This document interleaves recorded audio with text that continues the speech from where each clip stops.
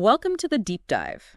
You know how sometimes you overhear just a snippet of conversation and it sparks a whole train of thought? Yeah, totally.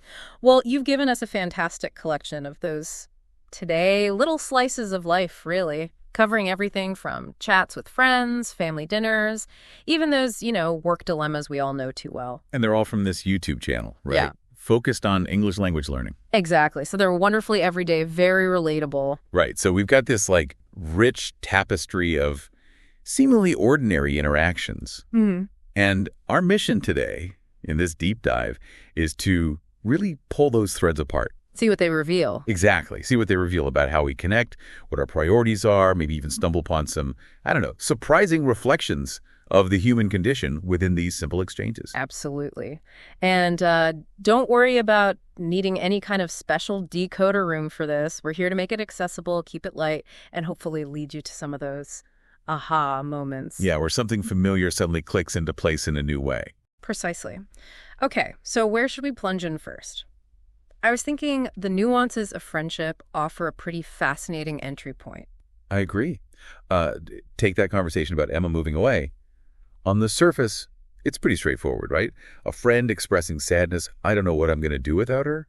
It's very immediate, very emotional. Right. But almost instantly, the conversation shifts, doesn't it? To these practical suggestions. Text, call, video chat.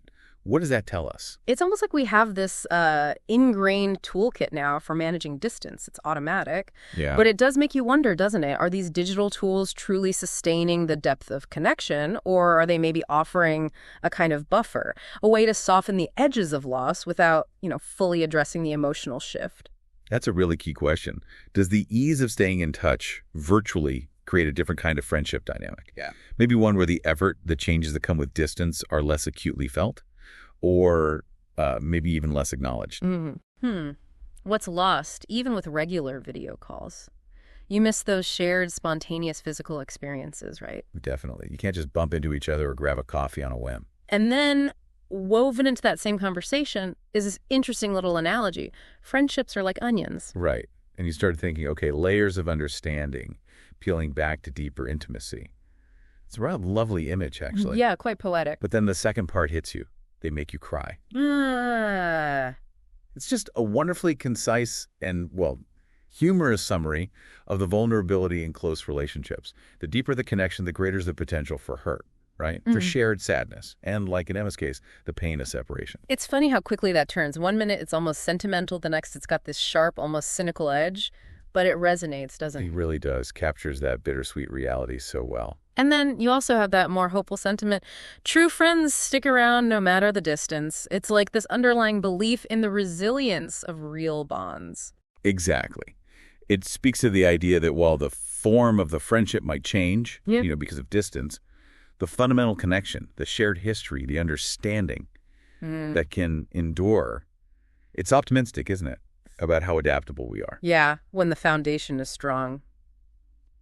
Okay, let's dive into family life now, because those snippets offered some truly hilarious and insightful moments. Oh, yeah. That father and child cooking scenario with the line, I'm only 11, I'm barely a person. Oh, that was perfect. Right. It just perfectly encapsulates that preteen thing, wanting autonomy but still being very much under parental guidance, especially in the kitchen.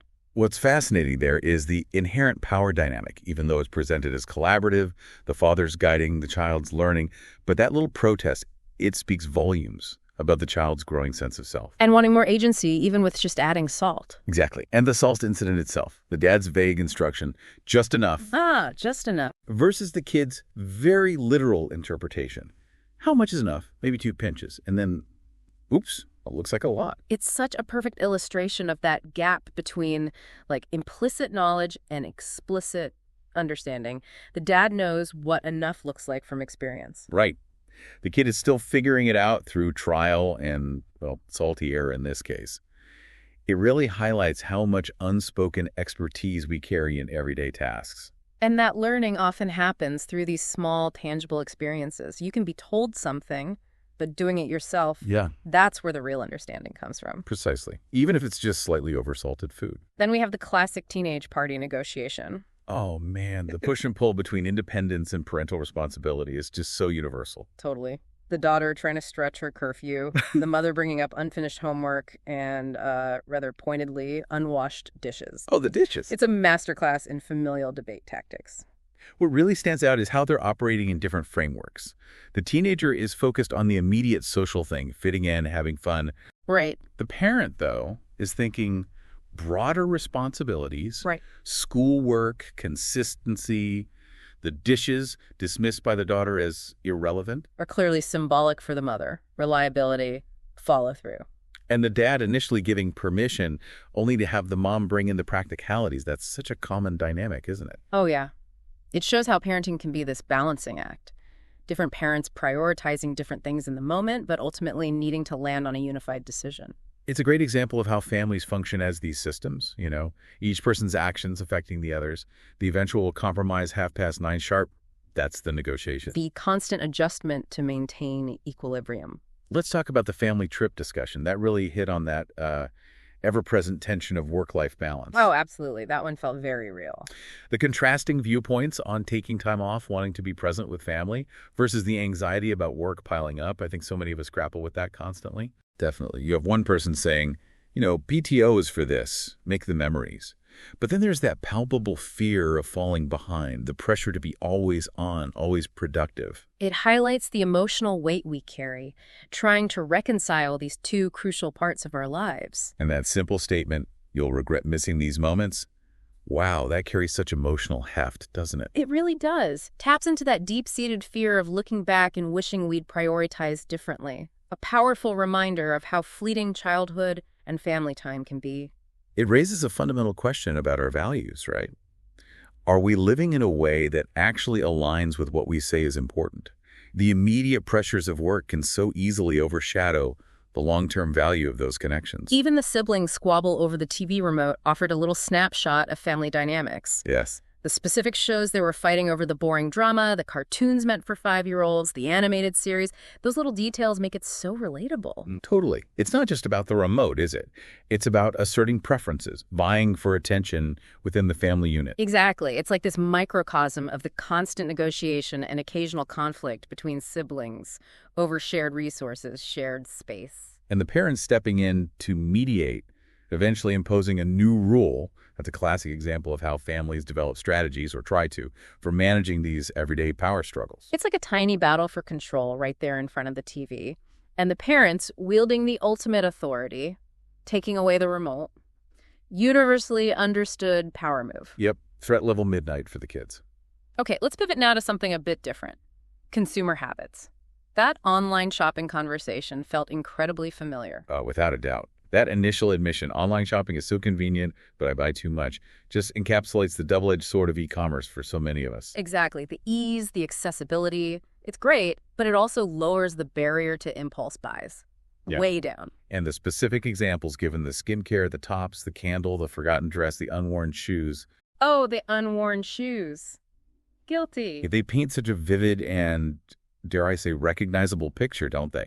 Habits that maybe don't always align with our best intentions or our actual needs. The forgotten dress is a particularly insightful detail, I thought. It highlights how that lack of physical interaction online can lead to this disconnect. You buy it, then almost immediately forget it exists. Yeah, it just disappears into the digital ether until the package arrives. And the unworn shoes speak to that aspirational side of shopping, buying for a future self or an event that doesn't quite materialize. But then there's that little justification, almost a reflex. At least we support the economy.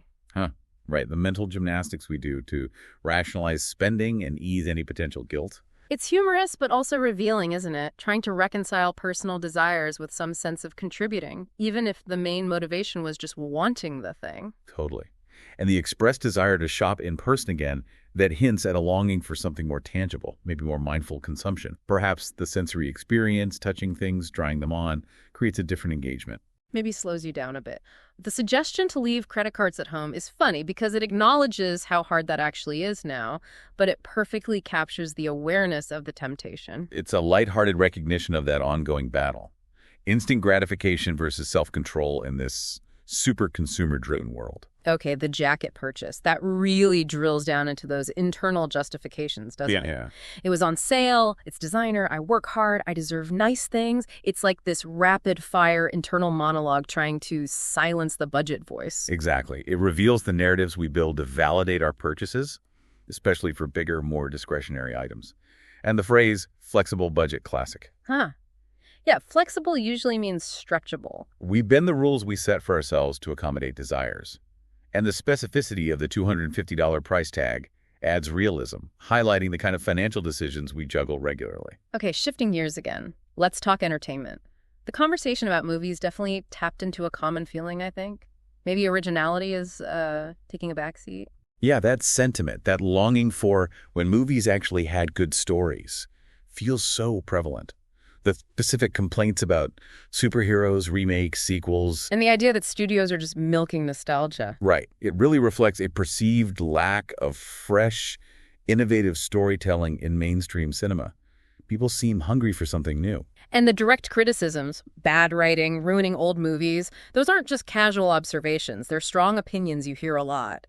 There's a real sense of disappointment there. It points to a desire for narratives that surprise us, offer new perspectives, rather than just, revisiting familiar ground, and the rising cost of going to the cinema. Oh, yeah. Ticket prices, the popcorn. Undoubtedly plays a role in how people choose to spend their entertainment money. Are they getting good value? So the preference for streaming is just logical then. Being able to pause, the sheer variety, and crucially, your own free snacks. Much cheaper snacks. It makes it a really compelling alternative, doesn't it? It really underscores the shift in power dynamics. Consumers have way more control now over what they watch, when, how. Streaming's convenience and cost-effectiveness have just fundamentally changed viewing habits. Now, the conversation about the canceled appointment, wow, that took a really unexpected and dramatic turn. Yeah, that was a stark reminder, wasn't it? How quickly life can pivot, how personal crises can just erupt in the middle of everyday stuff. Absolutely. The sudden shift in tone is jarring. 1 minute it's scheduling, the next it's this devastating revelation of betrayal, a fiancé cheating with a close friend. The raw shock is palpable, even in that short snippet. The specific details, cheating on me with my best friend, and the immediate actions, called off the wedding, packed my stuff, they're incredibly impactful. Paints a clear picture of the gravity and also the person's strength. It really highlights the fragility of trust, doesn't it? And the profound consequences when it's broken. And then, right in the middle of this crisis, you see the importance of social support. Definitely. And the friend's reaction, those almost darkly humorous but ultimately supportive curses. Yeah, the specific curses were something. It's such a human response, right? That mix of outrage for a loved one and a way of processing intense anger and hurt through this shared, maybe slightly aggressive solidarity. It's a testament to the power of friendship in crisis, that shared anger, those ritualistic expressions of disapproval. It's the friends rallying around. And the offer of future support. When you're ready, we're going to do your nails so good that offers a glimmer of hope, a promise of moving forward together. It really underscores how even the most casual chats can suddenly reveal these profound personal experiences. Okay, let's turn to the pressure of work now. That exchange with Brandon about his exhaustion felt very timely. Oh yeah, relatable for sure. That conflict between the relentless drive for productivity, time is money, and the basic human need for rest and well-being is just such a common struggle in modern work culture, isn't it? Totally. And the colleague's direct concern, insisting Brandon take a break, highlights how important it is to recognize burnout signs in ourselves and others. The stark description of Brandon, look really dead, haven't slept for weeks, really drives home the severity. It's a powerful reminder that neglecting health for work has real, visible consequences. And the colleague's firm boundary setting. Go to bed right now, no emails tonight. That's crucial for healthy work relationships. It shows care, but also reinforces disconnecting and prioritizing rest for sustainable well-being.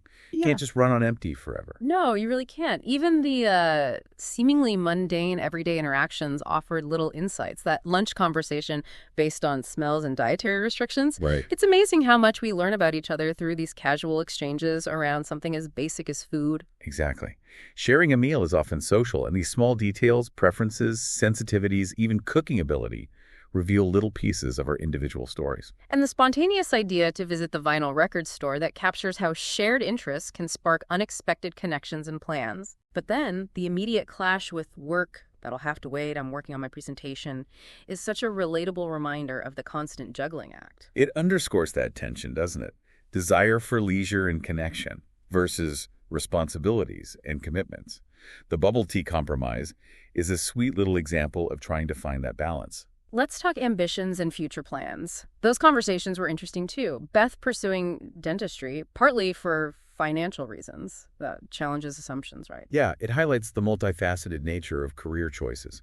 What looks like pure passion often has practical considerations, like financial stability, playing a big role. And mentioning the cost of dental school adds that layer of realism. Right. It's not just about liking teeth. And the college application discussion showing those different approaches, multiple applications versus a gap year. Wilson's specific plans for the bakery during his gap year make it concrete. It shows how that time can be used for exploration, practical experience. It underscores that there isn't just one right path after high school, is there? Some need academics right away, others benefit from self-discovery time. Exactly. And then the conversation about construction and bus route changes. It illustrated how external events, even minor ones, disrupt routines and force us into local problem solving. It's a reminder that we're interconnected with our environment, our infrastructure, and we constantly have to adapt.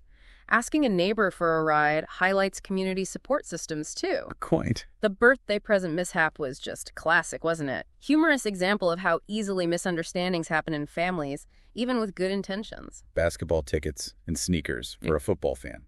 Yeah, that's a significant misfire. It underscores the importance of really knowing someone's interests, not just making assumptions. The resulting grumpy face, universally understood disappointment. Definitely.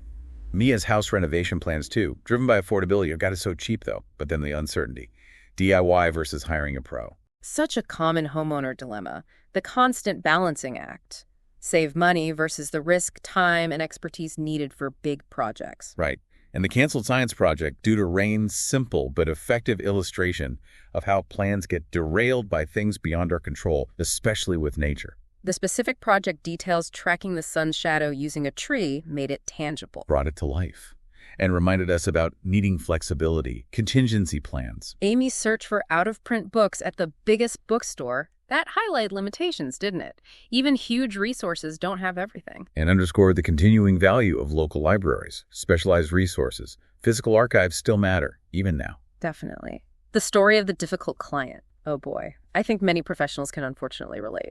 Yeah, illustrates the challenge of managing expectations, the pressure to satisfy stakeholders. The client shifting demands, the boss's reaction, very relatable parts of navigating client interactions and workplace dynamics. That delicate balance between meeting needs and protecting the team.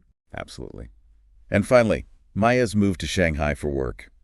That theme of significant life change, new beginnings. Plus the practicalities, like finding a new roommate. It signifies a major transition. Excitement mixed with uncertainty. And Nicole's past experience offering potential advice shows how our networks support us during big changes. So as we've navigated through all these slices of everyday conversation, what really becomes clear is how much they reveal about our shared human experience. Yep. Friendship, family, work pressure, unexpected turns.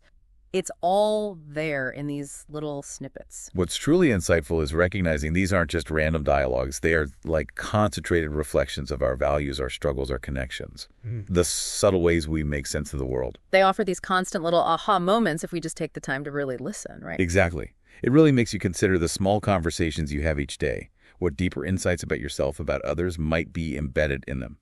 What assumptions are we making? What could we learn by truly paying attention? Maybe take a moment later today, reflect on a recent everyday chat you had. See if you can extract a new layer of meaning from it. Yeah, definitely something to think about.